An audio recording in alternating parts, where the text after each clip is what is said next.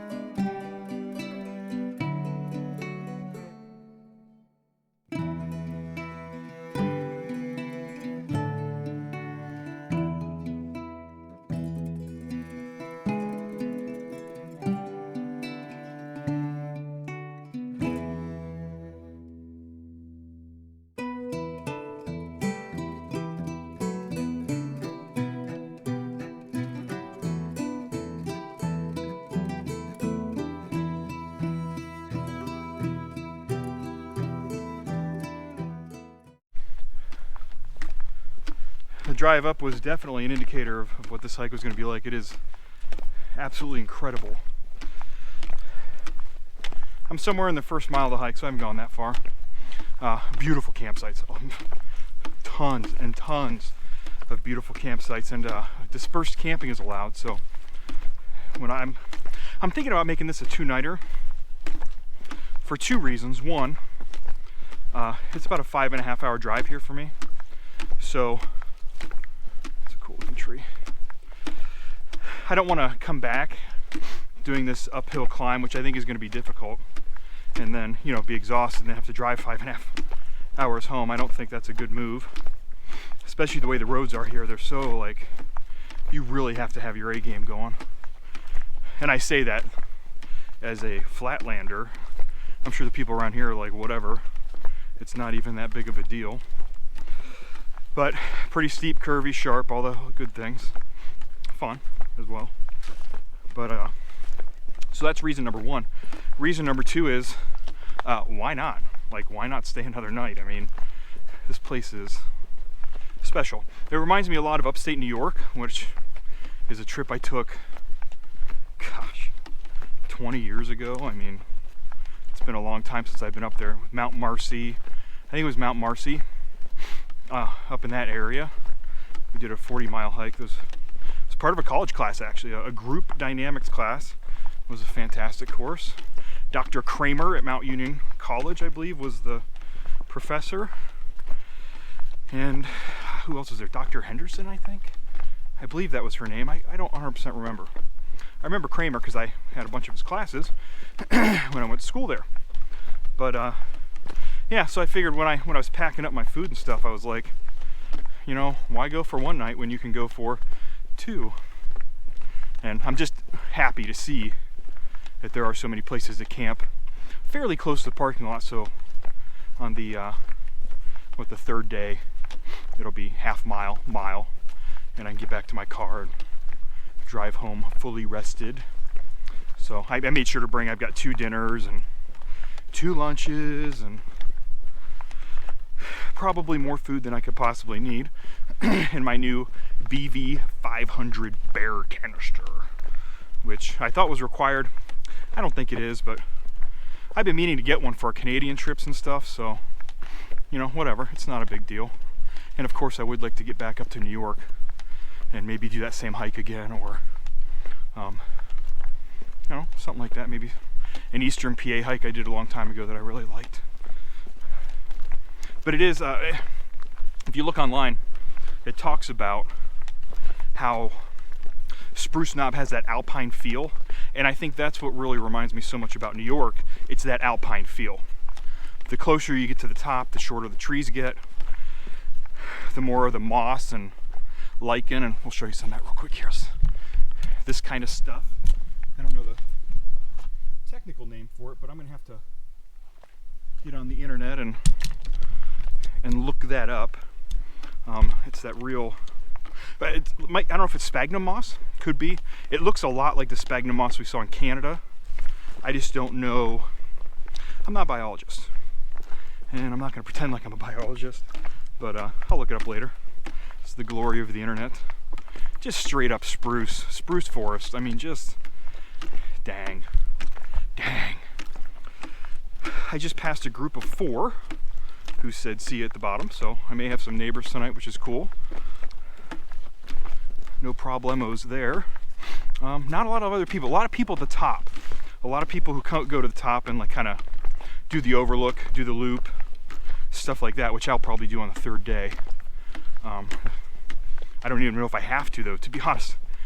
Taking a good picture around here, or a great picture, is cake. If I were to stop and take pictures of everything I saw here that I was like, wow, that's really cool, I'd never make it a mile. I mean, our friend Sean told me about this hike, and I was looking for something new because I got a long weekend this weekend, and I'm like, I'm gonna do it. I totally expected it to be snow, and it's not. Instead, it's like 60. It's perfect, even up the top of the mountain. So it's, you can't beat it. I mean, you really can't. So I'm glad Sean recommended it to us. It's one of my wife's coworkers. I'll have to definitely talk some of my other friends into coming out and doing this with me. I'm gonna make some tracks here, and or not. I'm just gonna take it easy. This is I got plenty of time. No worries. Just the hardest part about this so far is you have to watch your footing. It's extremely rocky, and I just want to look at everything. So it's kind of like, you know, watch where I'm stepping, look at stuff. Watch where I'm stepping, look at stuff. I definitely don't want to twist an ankle out here.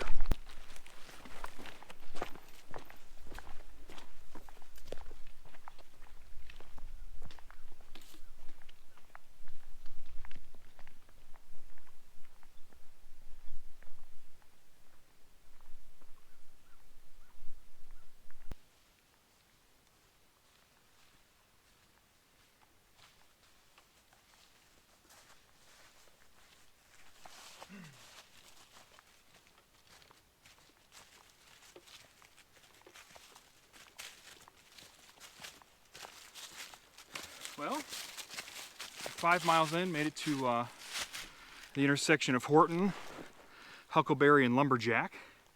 My plan is to take Lumberjack. There are a couple different ways I could go. Tomorrow I'll be coming back up Horton. Today I'm going to take Lumberjack because there's a plane crash I want to check out. And there's another trail and I just bumped into some people that they're taking that trail. It's more of a diagonal trail that goes straight down to the river, but I think when you miss the plane crash, you miss the falls, you miss a lot of the really cool stuff. So a lot of the sign's been pretty beaten to death, but this one is brand new and beautiful. So we went from spruce forest for, I don't know, first 4 miles to deciduous and downhill. Deciduous and downhill. The leaves are slippery, but it's been a good hike so far. Really hasn't been bad. I know tomorrow's supposed to be the rough day, but it's been a good trip so far. The weather's just been perfect. Seen quite a few people out here, a lot of them backpackers, some day hikers. So we'll go ahead and get on my horse here and get moving and go see this plane crash. So we've made it to the GPS coordinates for the plane crash. We'll go see what's going on here. It's not on the trail, it's just a little bit off the Lumberjack Trail. So we shall carefully walk down and take a look. This is a look, don't touch type of thing. I'll put some more information on the video when I finish it up, but apparently 2 people died here, like they flew in at night and crashed into the mountain. So let's go see what we have going on here. I had the GPS coordinates for this, but you can definitely see there's a trail where people have been down here.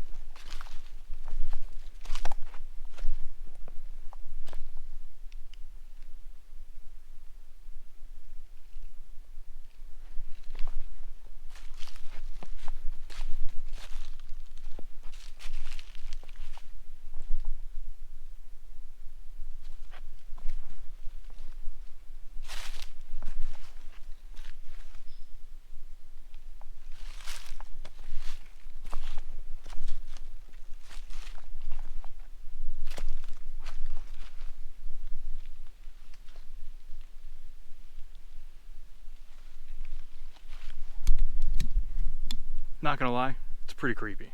Pretty creepy. Well, I'm gonna stop, have a little break. I haven't had a break yet, and I feel like I could use a break. I'm gonna have a little snack and keep moving. We should have an open mountain meadow soon, and then the waterfall, and then I'll be looking for a campsite. I imagine I'm making good time. I don't know. I'll have to take a good look at the GPS and see what's up.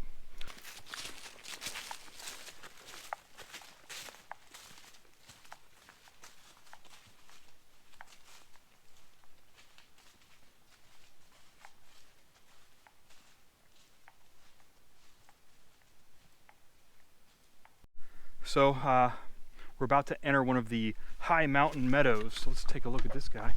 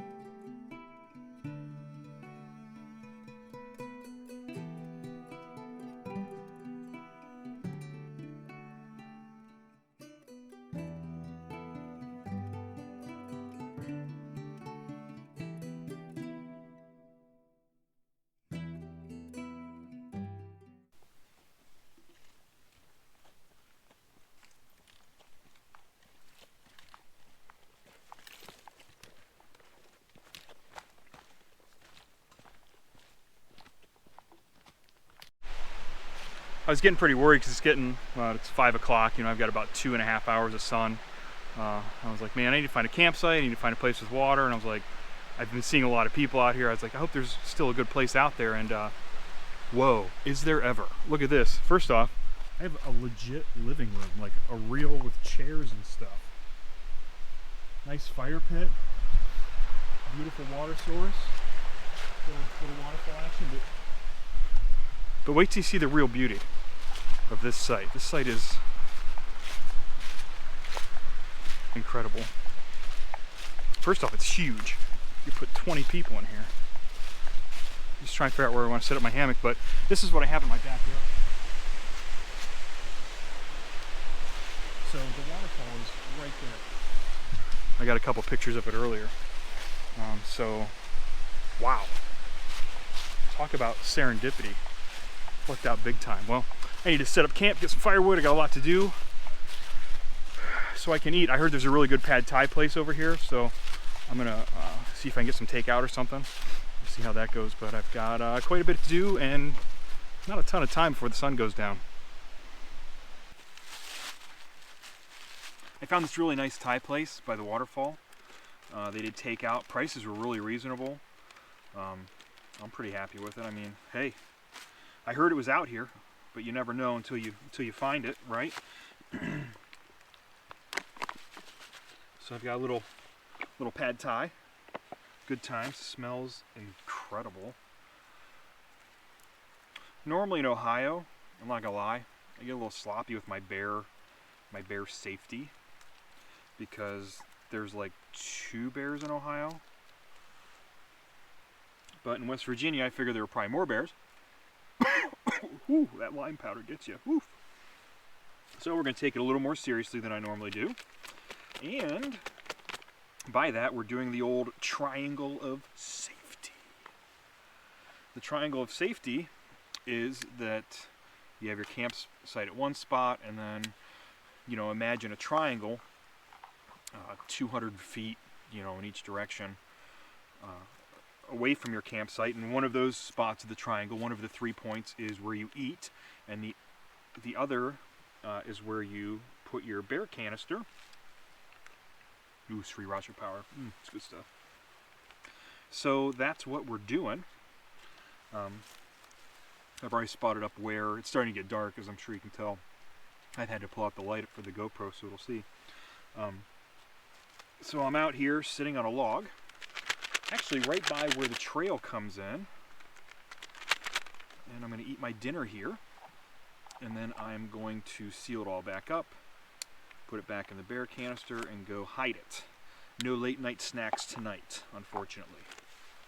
But, you know, I figured might as well at least be a little more careful, considering the likelihood of seeing a bear out here is a lot higher than it is in Ohio. Not that I'm really all that worried. You know, you play a safe game and everything's good. I don't have any food at the campsite, and all that kind of good stuff. So that's it. Let's see how our Thai food is. Let's see this guy out. Even had some crushed peanuts to put on there. The whole shebang. It's the whole shebang.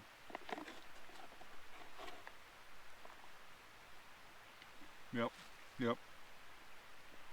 Yeah, it's definitely homemade. Has to be. I'll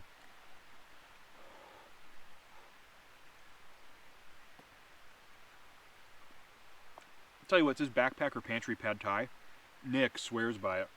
He said it's the best, and I think Nick's got it nailed. This is probably the best. I would say lasagna's maybe tied or a close number 2.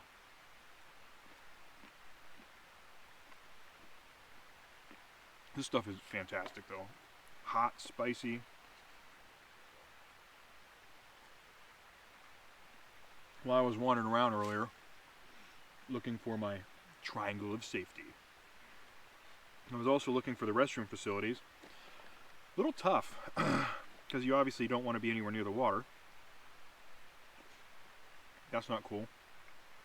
But the other thing is, this whole place is a hill. So, I don't know, I think it's going to be a... I spotted some places, but it's going to be a decent walk to use the restroom in the morning.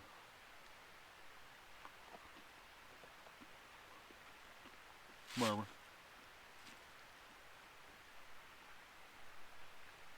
I have a family just up the stream from me, I'm below the waterfall, they're just above. And probably 6 of them. They have the spot I thought I wanted, but the spot I have now I love. It's amazing. I was worried because I started seeing people when I got around the river. And I thought, man, people took all the sites. I'm going to be stuck, you know, just camping in the woods with like no fire or anything. But tons of great campsites here on the river. I mean, just a ton. A lot of great campsites. I saw a lot of people. So I took the Huckleberry Trail to the Lumberjack Trail, and then I kind of came up to the Horton Trail. Horton Trail and Lumberjack kind of combine until they come down here to the river. And then from here I think it's the Seneca River Trail tomorrow. But a lot of people were going Huckleberry to Horton. It's like a diagonal, it's like a shortcut. It's what eventually I'll be taking tomorrow to go uphill. So in the future I might do that. I don't know. Up top though, you don't really have to even go that far. Plenty of good sites.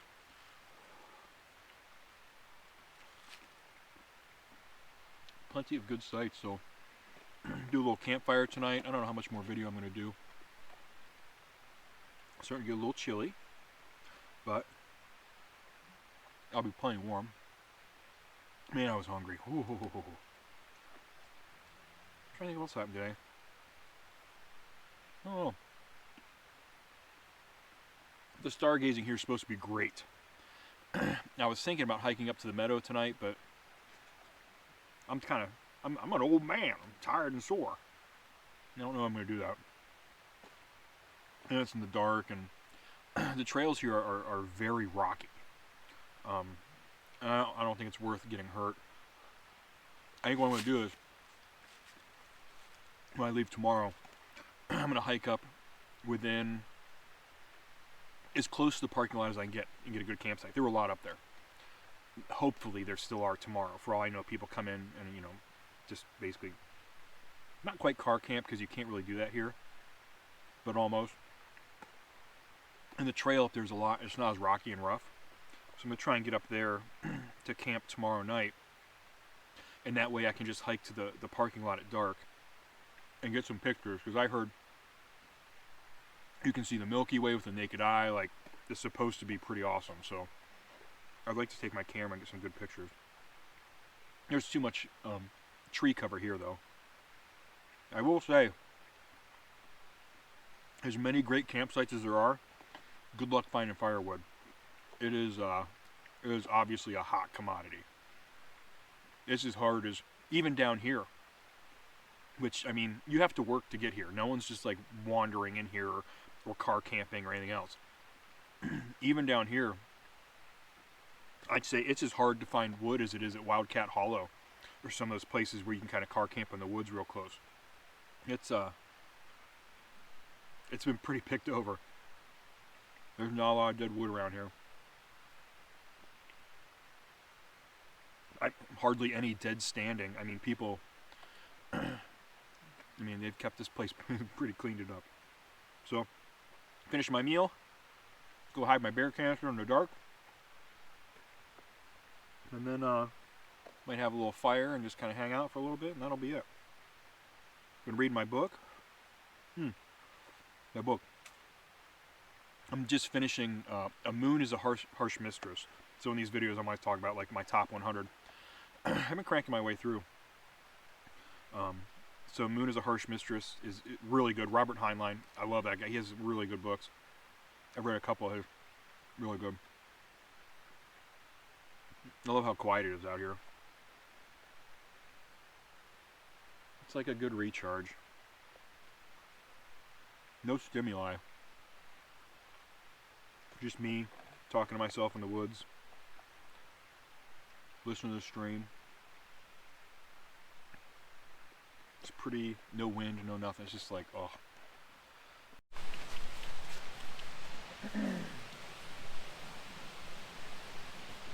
Got my evening entertainment set up. I'm in the old Lazy Boy. I think it's a Lazy Boy. It's a little lumpy, but it's not bad. Brought my little red cushion. Works out pretty good. I have a toad hopping around me. I don't know what his deal is. But had a nice little fire, got my book, and try to sit out here and read for a little bit till the fire goes out, and then it's bedtime. So nice relaxing evening. We'll see you guys in the morning.